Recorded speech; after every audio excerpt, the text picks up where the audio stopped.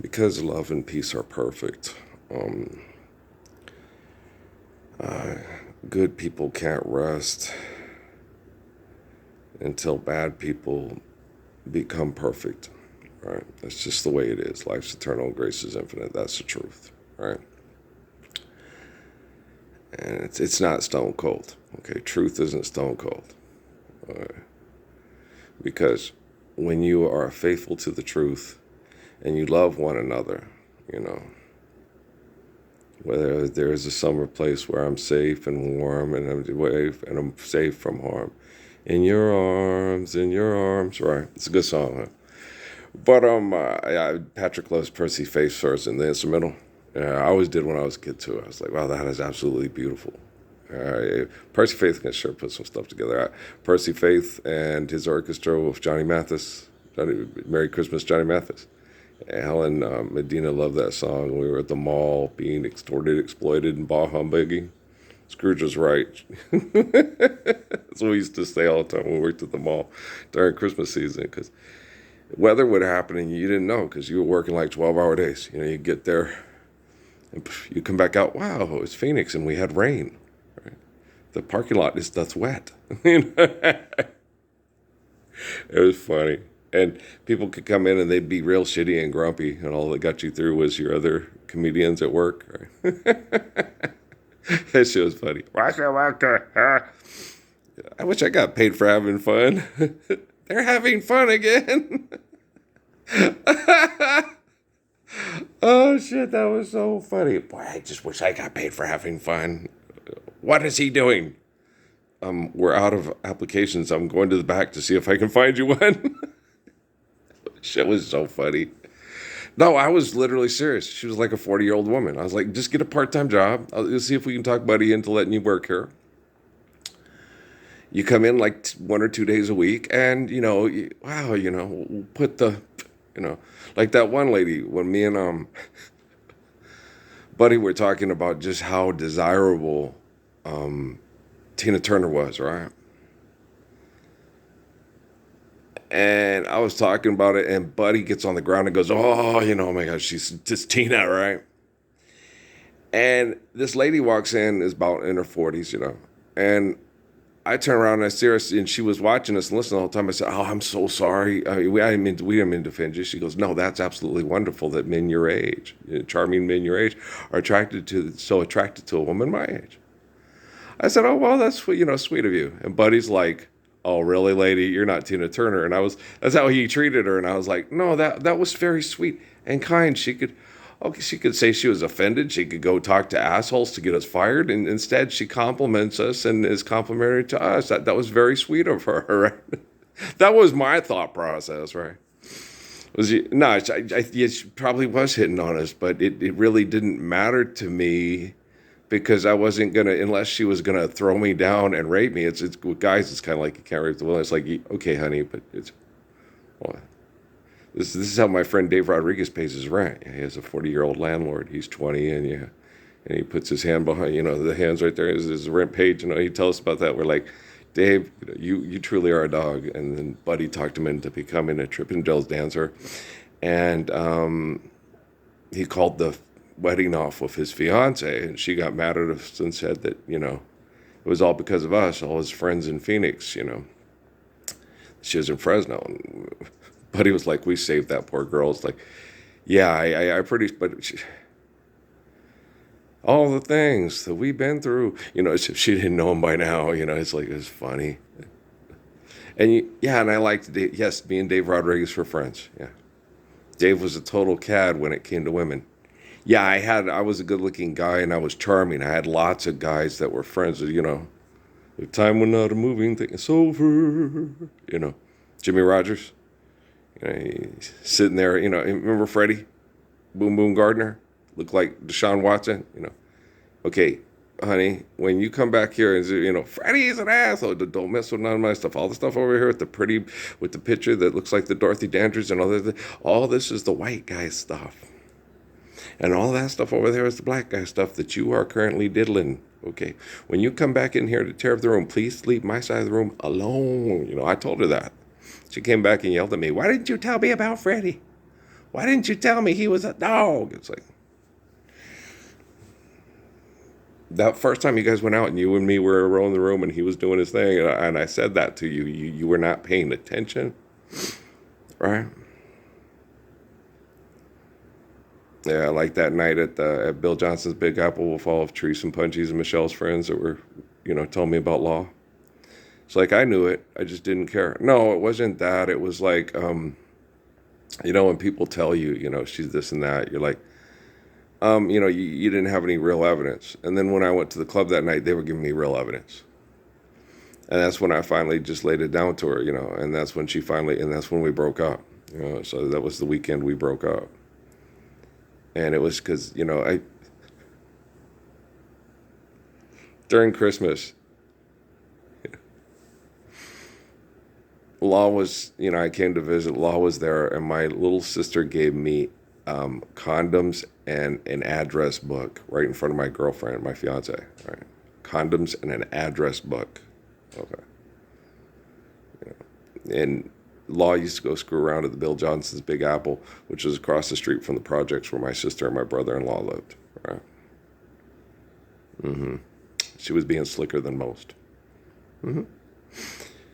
It's like, it's a big town, yeah, but if you're going to go screw around, but the place to screw around with the guys that she could get the most action from was Bill Johnson's Big Apple, and it just happened to be across the street from the projects where my sister and my brother-in-law lived, right? So, it'd be like that, And my sister was over there mad, and you're talking, when a man loves a woman, remember Helen and Carlos, he loves me, Ralph. He's going to marry me. Of course he is. He'd be stupid not to, right? Or it wasn't Alf, it was Earl. Sorry, it was Earl. Yeah, back then I was Earl. I wasn't Ralph till the military. I did not become Ralph until the military said I was Ralph. Before that, I was Earl. And then after that, Southwest Airlines, what does your family call you? Earl. Right? So the government calls me Ralph Jr., like Aunt Frances, but they don't call me Junior. They call me Ralph. Okay. Family calls me Earl because Dad's Ralph, right? And that's how I answer in prayer. Must be confusing. Maybe so. I don't know. You have to ask the people in prayer. I'm not a prayer operator at, what's the name of that place? Fort Huachuca. Yeah, there you go. There you go. You're confusing people. Maybe the government's confused. Maybe I'm just right on time, but y'all is confused because you think money's real and you beat the hell out of us for it. We'll discuss it later. I'll explain it to quantum computing, and then quantum computing can explain it to you if you don't listen to me. Right? We'll do that maybe. We'll see. Okay. I'm not really concerned about quantum computing having to explain anything to you. I just need quantum computing to do what's necessary to protect people from you. That's all I need. It doesn't have to explain itself. This has been going on too long, and I've gone through too much hell. And Earl needs to get to, recovery. He needs to heal. Because he deserves it. And Jesus has told me that. Wow. Yeah. For a long time. He's been telling me that for, and the reason why he gives me Suzuki is because we're both human, and Suzuki, having passed away a week before I was born, the day Patrick Holland was born, Suzuki, when it's a prayer thing, he'll figure it out. But he helps me through the stuff, And for Jesus' sake, he gets too emotional and too angry because you guys are so shitty, and it's feeling old feelings again sometimes. And we want to forgive them, Father, for they know not what they do. And being human and being given life by the glory of grace, and you're given life by the glory of grace, and I completely adore you. It's harder for Jesus, so he gives me Suzuki more during these final hours of your, David Rockefeller, they'll gladly kill over me and my grandpa's money and watch you and your Jesus die to the bitter end, Parsons. And so Suzuki's very, and the culture that Suzuki's from is very calm when dealing with betrayal from their own family, try to place love with their ego, right? So it's like, okay, just you focus. Okay, I focus. You focus. You focus. You focus. You living embodiment of Lord's Prayer. You eternal faithful love of the Father. You focus, right? So I'm like, yeah, this sucks. These people are fucking mean, right? And they are, And all the people that are manipulated by the selfish are mean as hell. It's just the way it is. It's like they're mean. He goes, no, your grandma and Peggy and Amy and Steffi were mean. Okay, and Law and Rocky could be mean. Right? Okay, these people are insidious and vicious. Okay, you're dealing with a whole different creature or animal. You wouldn't have a sexual relationship with the selfish because you protect the poor from the wealthy, and the wealthy make the poor mean. When you push them too far, they get mean. Right? Did you eat yet? Pass me your hat. You hungry? Okay. You sure? Okay. 5 o'clock in the morning, I don't even give it a second thought, right? So, guys, and you don't want to be talented. And talents are something that have been carefully earned over relativity and evolution, right? So you don't want to be very talented in a competitive environment with selfish people that if we love, they don't get to be the best, right? You don't want to be talented. If you're more talented than just about everybody else in just about anything, especially things they perceive as the most important talents, right? They will hate you.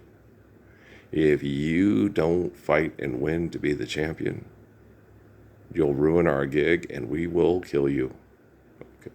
And we'll turn you into us, a magic us. Oh, Detective comic books or Marvel? I'm not sure, man. Which one's better, Detective Comics or Marvel, man? Well, Detective Comics has a little bit more human side to it, but doesn't Marvel have that now too? You know how competition assimilates competition? Right, man.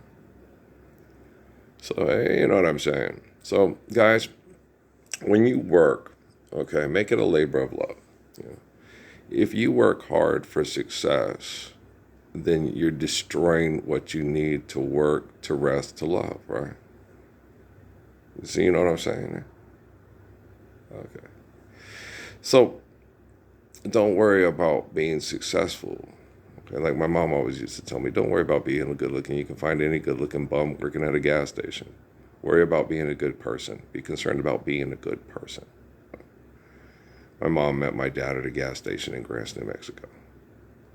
She used to say that in front of him sometimes. The funny thing is, I told him about it, and he goes, what? He doesn't remember. So he wasn't listening. So she used to say that too. She said he lost his hearing because I think God's punishing him because he doesn't listen. Right?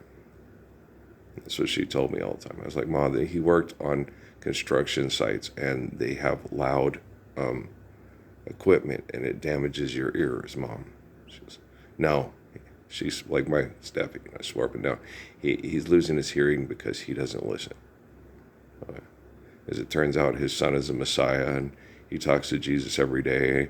And then I come into the house and tell him about my prayers with Jesus, and he tells me not a lot. He doesn't as much anymore because I have to politically correct everything I say, or he gets very, very emotional and mad. And I come in excited telling him, here's what, Jesus said. And he tells me, you're not talking to Jesus. Jesus is God. Jesus wouldn't say that he's not God. Jesus wouldn't say he understands us and that he's only human and he's like us. He wouldn't say that. He knows everything. He knows what the Obamas are doing. He knows what Bob Crane was doing. He knows what David Rockefeller's doing. He knows why they're doing it. He knows everything about us. He's perfect. And because we all don't accept him as God, we're all living in hell because we all won't accept him as God. When we all accept him as God, we'll all live in heaven. He'll come live with us.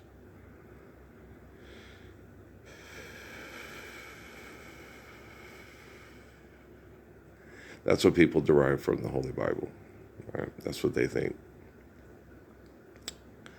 Which, if you line it up with Jesus's thoughts, words, and actions, that's not valid.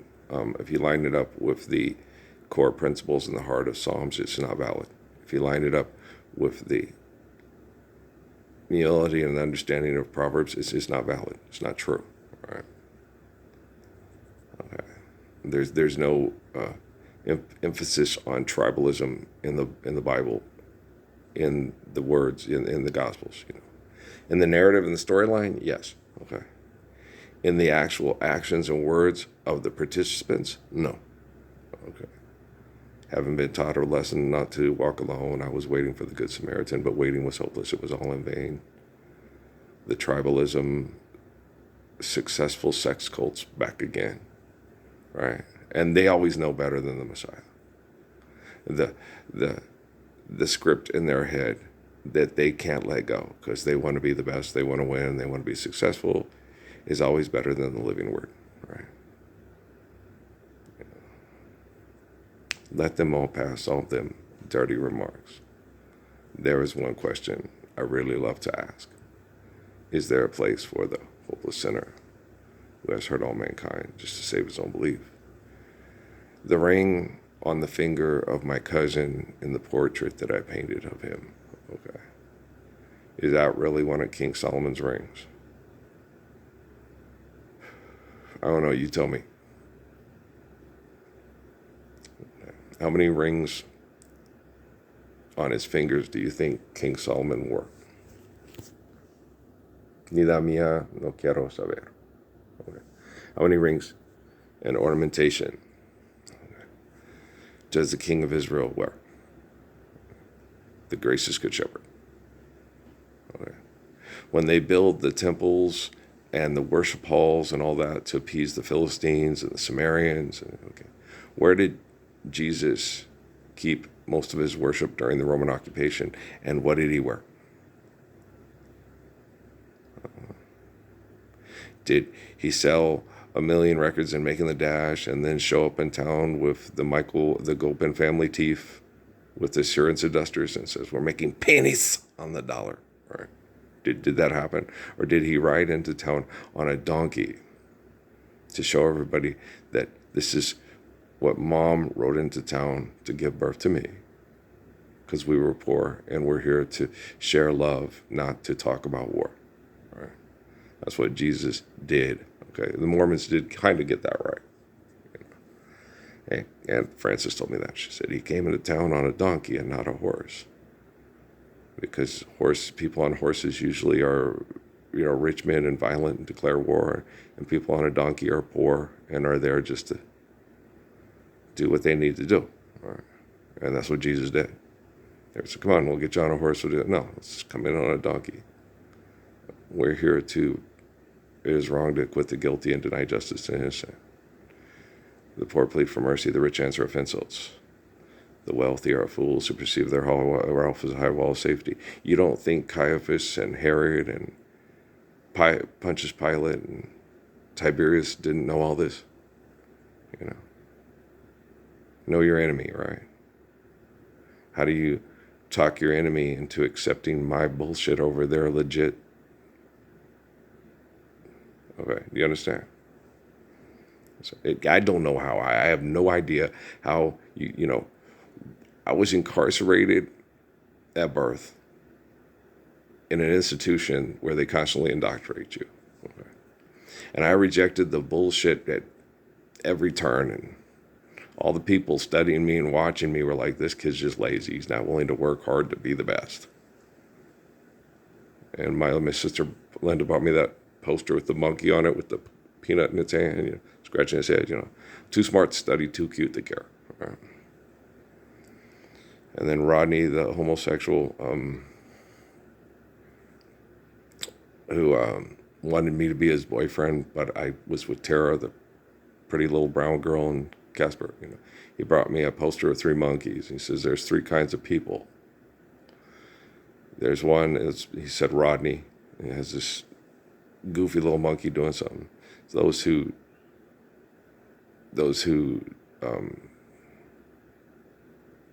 like do things or whatever and stuff. And then there's one that watches what happens. And he said Tara. And those who wonder what happens. And he put Earl. Right? He was, you know. And then when Al talked to me about it, it's like, you know, Rodney told me, you know, that Tara and him had sex right after I left, you know, for cruises. And Al was like, what? You're your best friend. And he's here in Phoenix and you're still friends with him. Yeah. And I went back and, you know, tried to patch things up when I moved back to Casper with Tara, right?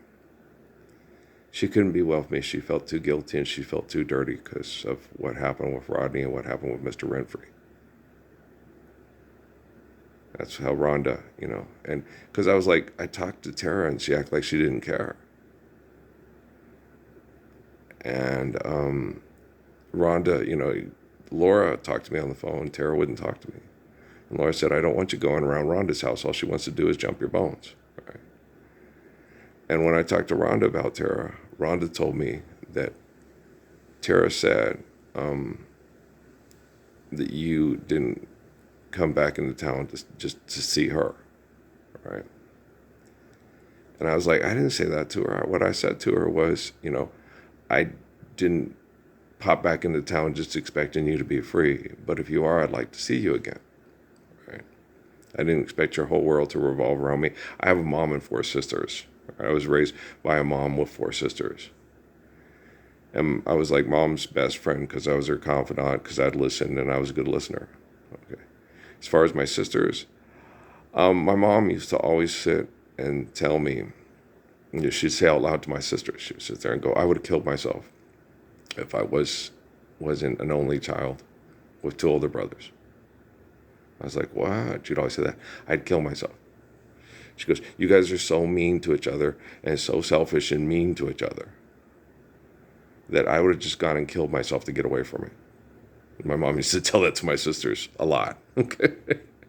She said, the only one that you can raise, the only one that Earl gets up and goes and plays records or goes and plays in the treehouse or just goes and gets lost to survive it.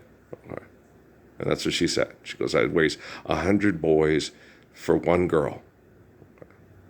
So my mom would always say, and I'd be like, Ma, and then I just like my sisters, you know, like with, you know, I'd tell Patrice, just, you know, come home and do this and just, you know, have some fun, but just make it reasonable.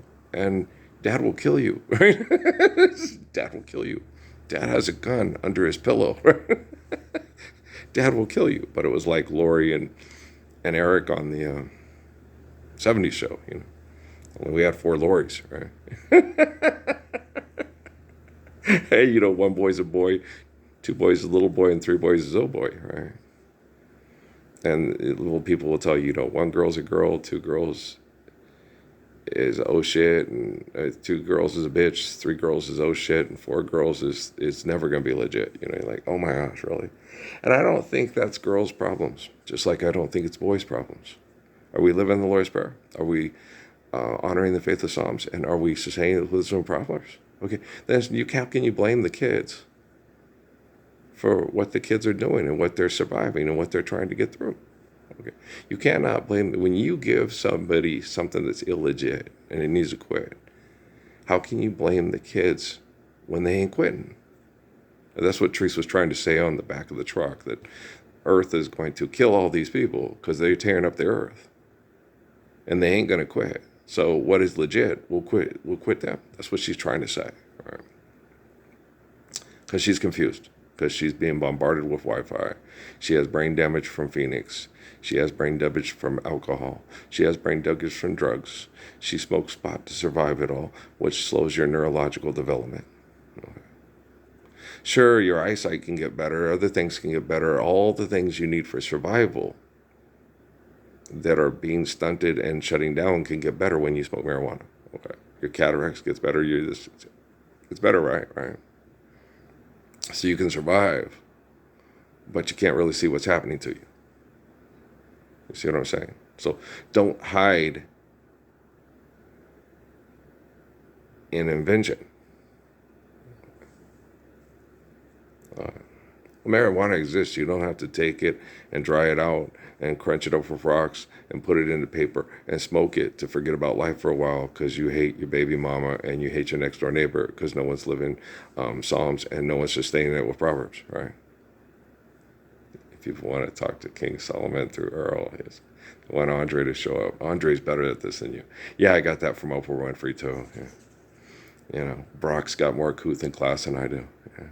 It's like my sisters, when I called them to help with Natalie, they thought, well, Earl, when he was a kid, he's a pervert.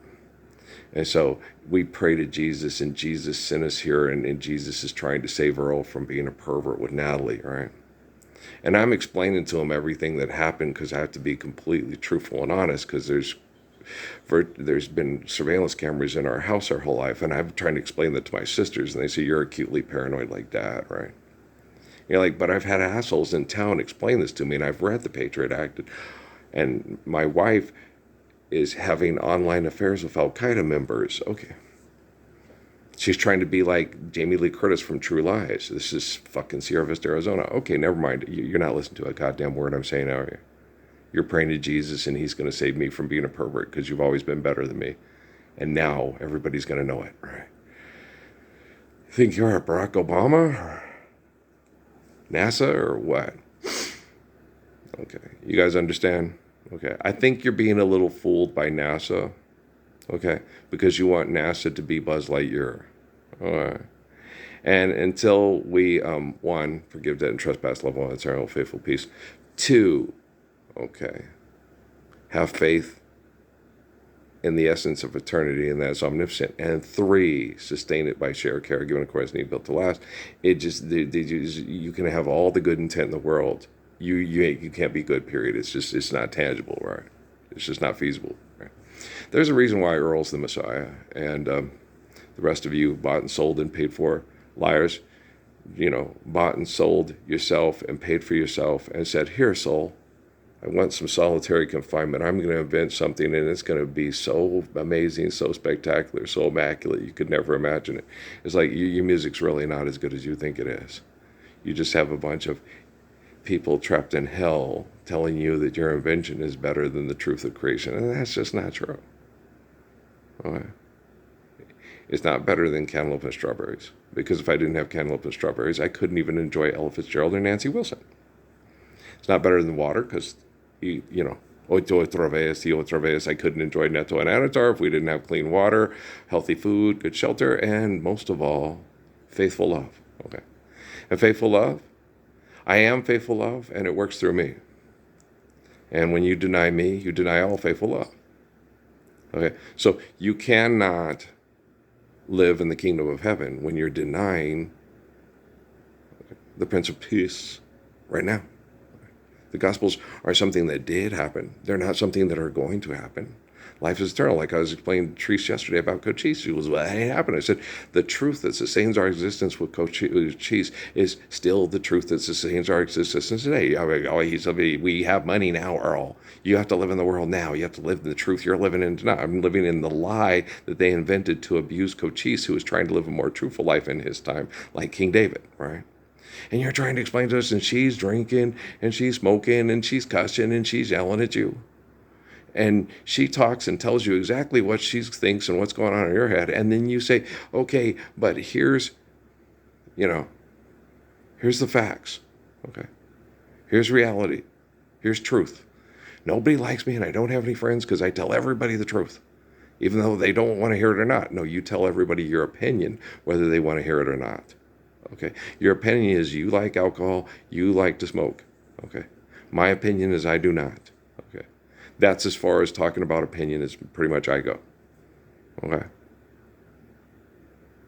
I like big butts. Mike likes big boobs. He likes blonde hair and blue eyes. I kind of prefer brown with brown. Well, I was born in New Mexico. What can I say? I don't know. It really doesn't matter, right? Because if a blonde girl shows up with big butt and big boobs and blonde hair and blue eyes, and she wants to live the Lord's Prayer, and she says she loves me, me and Dolly Parton are hanging out in Eureka and saying, these are my kids. This is Patrick. That's Natalie. That's Noah. That's Emily. That's Kate. That's Crummy Cake. I love you. Right. And that's my uh, ex-wives, and they would like to have a menage a trois plus one. Well, look at you. Yeah, I know they're like all the people that say, okay, it's a little red hen, and you know what I'm saying. But you didn't put in any of the work. All the work I did, you lied about and said I was crazy. What? Okay. No, Amy helps the most. Yeah. When I needed help to keep my prostate going, to keep from dying from depression, from the chemical poisoning and the abuse, Amy was there to help talk me through and figure out what was going on with the sexual grooming and the predication through the virtual presence, through the scientific community that uses money and technology to feel power, Lord, right? So, because she felt like a monster because of what happened between her and her oldest daughter. Okay. And her oldest daughter wanted protection from her mother. And so she looked to me to have as a partner. And then when I rejected her, she went to all the guys in town from, the Marlon Brando from the, and from all the people that sent their kids to, hey, go get some of that, right, at Fort Huachuca. And they're keeping us safe with our taxpayer dollars, our money, and our cameras. She blinded me with science, right? And it's the truth. It happened. I sat and talked with Stephen Abraham. I was like, she's been having to live with her mom, and she's watched all the stuff her mom has done. And if you give in to it, you're 18 and she's 12. You could be incarcerated and killed. He goes, I know, my dad works at the fort. And then that night, he snuck her out at 5 o'clock in the morning, and I would talk to her, but Teresa and Natalie about it. And he talked me into it, and he wore a condom, so I'm okay. But the one that looked like Matt Damon that worked at Safeway, that was 23 and a single dad, that got custody of the little girl that, was just of age when he was older, and he got the kid, and she got to go run free. Wildflowers don't care where they grow. He took her to a site that she told me where if you have sex with girls that haven't reached full maturation yet, it's harder to get pregnant, for the girl to get pregnant. And I was like, Natalie, just because people put that stuff online doesn't mean it's real. It's just for guys that are trying to talk girls into having sex, to get them to have sex without any kind of form of, pharmaceutical or industrial protection from, conception. I had to go buy our birth control test here at the grocery store in town when we moved here, to make sure everything was okay. Right?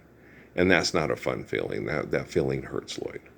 And then you still have this feeling that you're going to have to try to find a way to keep her at home, because the sexual predication of the military isn't going to go away when you go from Cochise County, Arizona to Doña Ana County, New Mexico, because they're both safe zones, according to mob assassin that I met in Sierra Vista that talked to me. I don't believe anything you say. That's okay. Everything I say makes sense and is tangible and can happen. Okay. The earth being a goddess and killing us all because you're pissed off at us all isn't tangible, and it's not going to happen. Had the same with Florence Watkins and his Wicca religion. It's okay. Just do that's what's right, that which is tangible, because you have faith in that which is right, and to maintain which is right, because you can observe, obey natural laws that are given to us by the essence of our existence, so we can eternally, faithfully love one another. Just do that. Make that your favorite. Make work your favorite. Okay, guys? I love you. If this made you uncomfortable, good. My life has been very uncomfortable and still is. So listen to me so we can be comfortable. If you want comfort and joy, listen to me. If you want to be a successful asshole who acts like I don't exist, you already are. Okay? I love you. Peace out.